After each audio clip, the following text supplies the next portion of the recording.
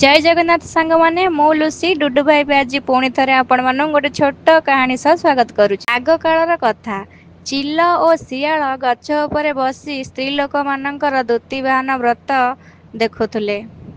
सेमाने मध्य एई व्रत करने को भाविले, किंतु चिलटी निष्ठार व्रत कला आउ शियालटी मझिरु भांगीदेला, कारण से गोटे मृत शिशुर मांस खाईदेला। पर जन्म से माने मनीष रूप में जन्म नेले। चिल सान भौणी साधव पत्नी हैला, शियाल बड़ भौणी मंत्री पत्नी हैला। पूर्व जन्मर दोषरु बड़ भौणीर पुओ हो नथला, किंतु सान भौणीर 21टी पुओ पाइथिला। ईर्ष्यारु बड़ भौणी सान भौणीर पुओ मानकु मारि दउथुला, किंतु दूती बाहनक महिमारु सेमाने पुणी जीवंत होउथुले। परे बड़ भौणी तार भूल मानी क्षमा पचारिला।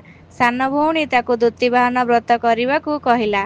पूजा करने समय दूती बाहन 7 वर्षर पिला बेशरे आसी जुईर काठी सर बड़ भौणी को बिंधी बंध्या दोष दूर कले।